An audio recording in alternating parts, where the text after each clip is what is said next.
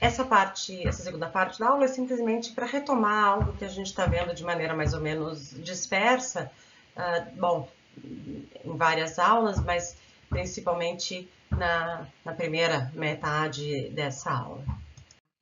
Bom, vamos ver agora, a gente concluir a primeira parte da aula de hoje, chamando atenção para a especificidade da implicação lógica, né, em contraposição a isso que a gente chama de implicação material, que é, né, justificadamente vocês podem continuar achando estranho chamar de implicação. Bom, mas vamos ver agora a relação entre a implicação lógica, essa impossibilidade de passar do verdadeiro para o falso, né, e a lógica proposicional como simbolização, o que a gente vem estudando. Tá?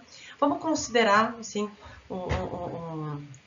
esse argumento aqui, que é um argumento idiota, e vocês, se vocês tentarem formalizar argumentos mais complicados, vocês vão compreender porque que eu estou pegando argumentos idiotas, depois aos poucos a gente pega eles um pouquinho mais complexos, né? Bom, o que a gente tem aqui? A gente tem claramente uma relação de implicação lógica, né? O que eu tenho?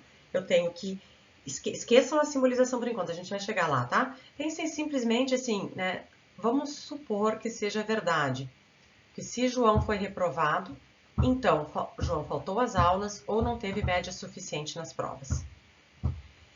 E que depois eu obtenho a informação João foi reprovado, embora tenha tido média suficiente nas provas. Qual é a única coisa que se pode... Quer dizer, a única coisa não. O que se pode concluir com toda certeza? Que João faltou às aulas. Então, é claro que há mundos possíveis nos quais João não foi reprovado. Há mundos possíveis nos quais João faltou às aulas. Há mundos possíveis nos quais, mesmo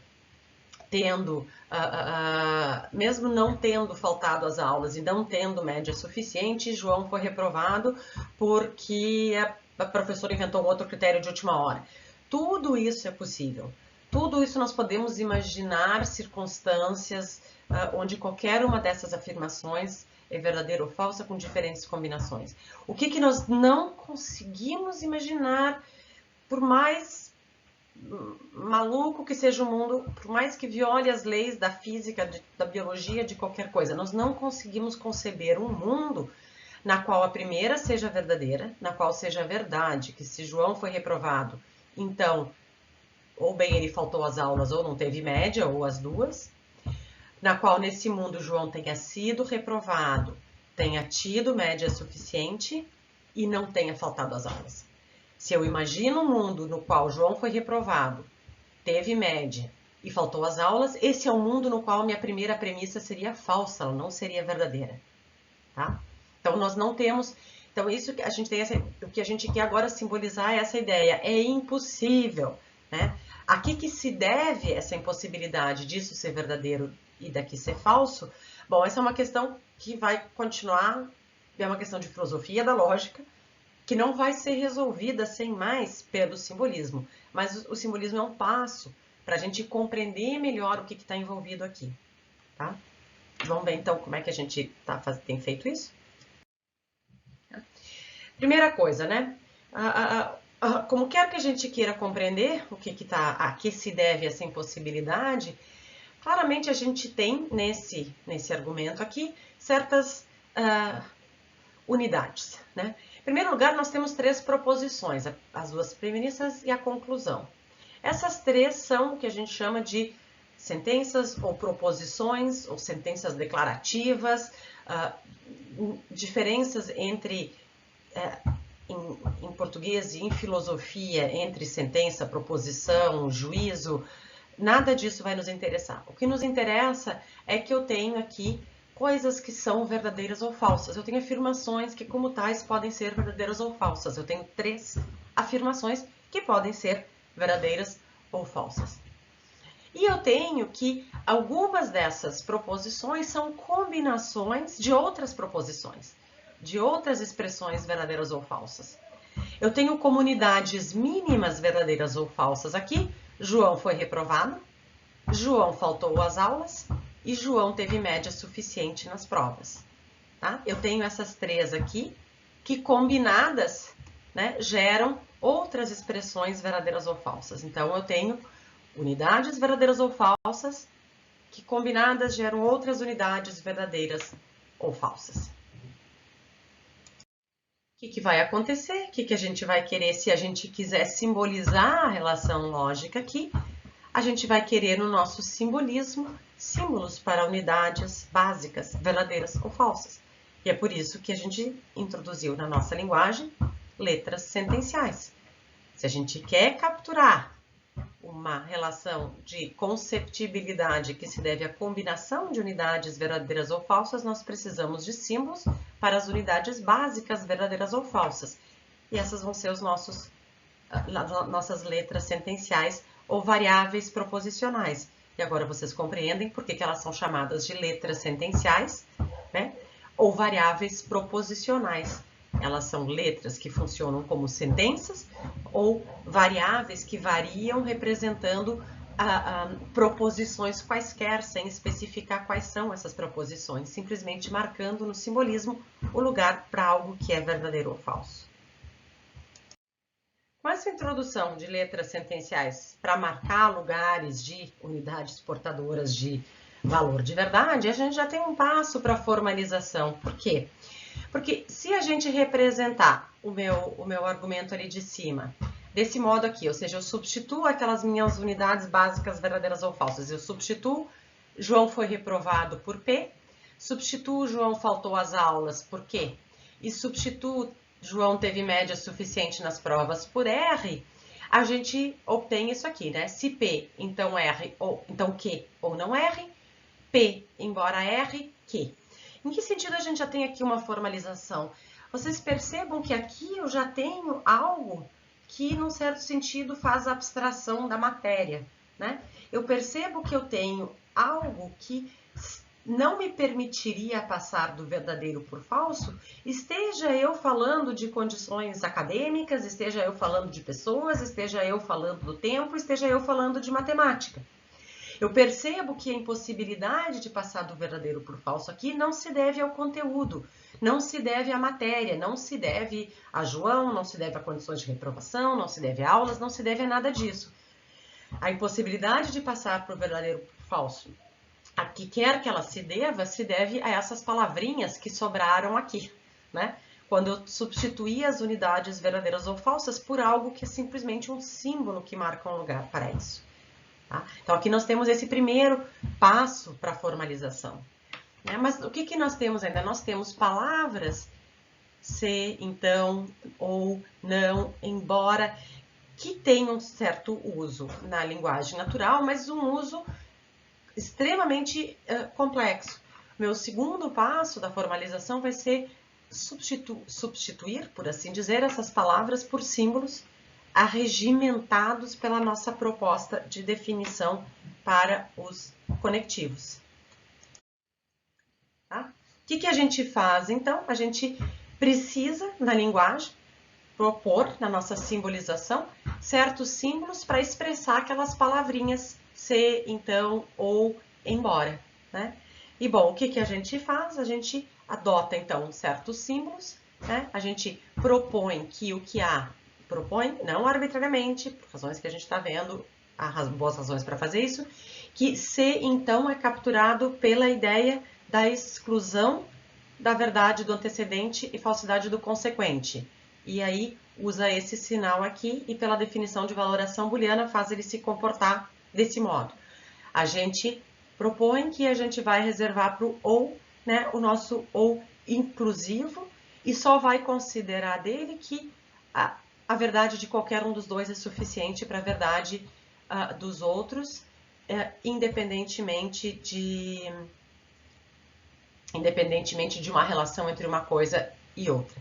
Tá? Só uma coisinha, não vou refazer o slide de novo, mas aqui tinha um não que estava faltando, só se estiver atrapalhando alguém, mas acho que eu não preciso refazer, né? Bom, a gente propõe, né, a gente usa esse símbolo aqui e faz com que ele gere uma unidade maior V ou F agora, né, no simbolismo, onde ela vai ser V se somente se os dois lados forem V. E representa aqui. Bom, Assim como representado desse jeito, eu tenho uma ambiguidade com isso aqui, né? O que eu estou querendo dizer? Eu estou querendo dizer se P, então Q. Mas se não valer esse condicional, então não R, né? Ou não R, o que eu estou querendo, ou, né? Porque eu poderia ter, ficaria meio ruim de escrever em português, a própria expressão em português ela pode ser ambígua, né? O que eu quero dizer com se P, então Q ou não R? Lá no meu exemplo concreto, a gente entendia que a ideia era que eu estava dizendo que se P ocorre, se P é verdadeiro, então eu tenho R, eu tenho Q, ou eu não tenho R, né? Mas eu poderia pensar em situações onde o que eu estou dizendo, olha, ó, se P, então Q, bom, mas se essa regra não valer, nesse caso, então, o não R tem que ser verdadeiro. Então, eu tenho que resolver essa ambiguidade que o contexto, em geral, em português resolve. Uma maneira de resolver isso é através dos símbolos auxiliares parênteses. Tá? E, bom, agora vocês compreendem porque nesse nosso simbolismo nós precisávamos de unidades de símbolos para representar unidades verdadeiras ou falsas, e nós precisávamos de símbolos para representar a composição de unidades verdadeiras ou falsas em unidades mais complexas. Se eu quiser capturar o que está envolvido em argumentos onde a impossibilidade de passar do verdadeiro e do falso se devem a isso, se devem à combinação de coisas verdadeiras ou falsas formando outras coisas verdadeiras ou falsas, eu vou precisar de letras sentenciais e conectivos. Quais? Bom, aí depende de como é que eu defini meu simbolismo. E dependendo como eu defini o simbolismo, eu vou precisar de símbolos auxiliares como os parênteses, tá? Há outros simbolismos que resolvem esse problema de ambiguidade sem parênteses, a gente pode conversar na aula assim, para não ficar bem bonito. Mas é mais contraintuitivo do que os parênteses, tá? Bom, e por razões que aí eu não vou desenvolver, mas de facilidade de definição, eu usei a definição onde eu precisava de parênteses externos, tá? Porque é mais fácil de fazer a definição. Por que é mais fácil? Por que complica? Quando é que a gente pode deixar fora? A gente pode deixar para discutir na aula síncrona. Mas com isso a gente compreende, né? Por que a gente tinha esses símbolos, por que eles são chamados assim, por quê? Porque depois as regras que são introduzidas depois para eles fazem com que eles se comportem de certo modo. Para concluir, então, eu queria mais uma vez lembrar da importância da última aula, desculpa, da primeira parte da aula. Tá? Eu queria tirar essa lição fazendo a seguinte pergunta, tá? Digamos que alguém perguntasse que fosse uma questão de prova para vocês, que fosse escrito esse argumento aqui, né? E a pergunta fosse a seguinte, questão: o argumento acima é válido porque a conclusão recebe V em toda a valoração booleana modelo das premissas? Vocês acham que estaria certo dizer isso? É bem possível que vocês achem, e é muito comum, né, as pessoas depois de estudarem formalização, dizerem que um argumento é válido e usarem o jargão do simbolismo, dizendo, porque a conclusão recebe V em toda a valoração booleana das premissas. Não, isso é falso. É um absurdo. Por quê? Porque isso aqui são frases em português. Eu não tenho valoração booleana, não tenho... que faz? Não faz sentido dizer. Valoração booleana é uma atribuição de símbolos, símbolos V e F. Para quê? Para certos símbolos, que são as fórmulas da nossa linguagem. Tá? Não faz sentido dizer que isso aqui, para qualquer valoração booleana... A relação ela é bem mais complexa. O que a gente tem? A gente tem que eu tenho aqui uma impossibilidade de passar do verdadeiro para o falso. Tá? Agora, é claro que o fato disso aqui ser um argumento válido tem relação com a nossa definição de consequência tautológica como receber V em toda a valoração booleana modelo das premissas. Qual é essa relação? Só que essa relação é um pouco mais sofisticada do que simplesmente dizer isso daqui. E para concluir, então, qual é essa relação? O que a gente tem? A gente tem que o que é consequência tautológica. O que pode ser dito verdadeiro em toda valoração booleana, modelo do quê? A gente pode dizer que uma sentença que é verdadeira em toda valoração booleana, modelo de um certo conjunto de sentenças.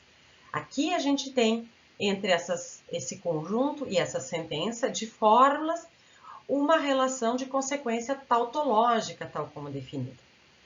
Aceito que isso aqui representa a estrutura desse aqui de cima, eu posso dizer que eu represento a estrutura lógica desse argumento através disso aqui, e o fato de aqui não existir valoração booleana, modelo do conjunto que atribua V, né?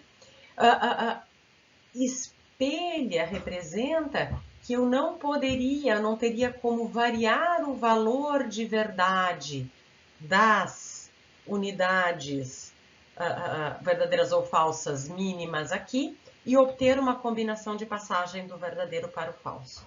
Tá? Então, eu estou insistindo nisso para lembrar de todos os cuidados dessa relação não ser natural e cuidar o que são aspectos adjetivos, qualificações definidas no simbolismo e como é que elas se relacionam com uma outra coisa relacionada que é a nossa linguagem ou o nosso pensamento. Tá?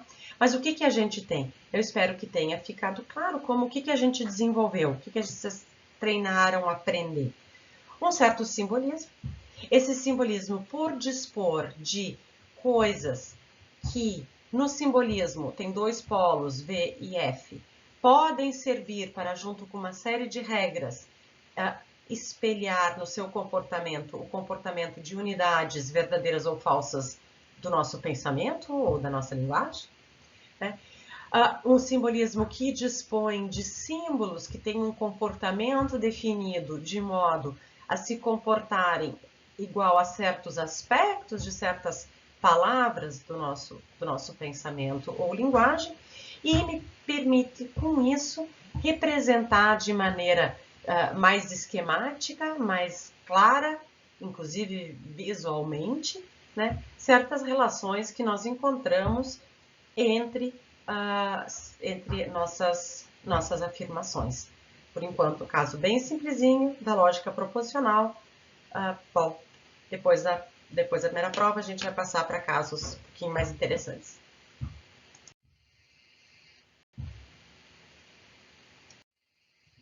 Então, o que vocês devem fazer? Então, rever esse conteúdo final, fazer os exercícios solicitados para essa etapa, né? Fazer em conjunto, entregar o trabalho 3, sobre a segunda parte de proposicional, resolver as dúvidas e boa prova. Ok? Então, até a aula síncrona para solução de dúvidas.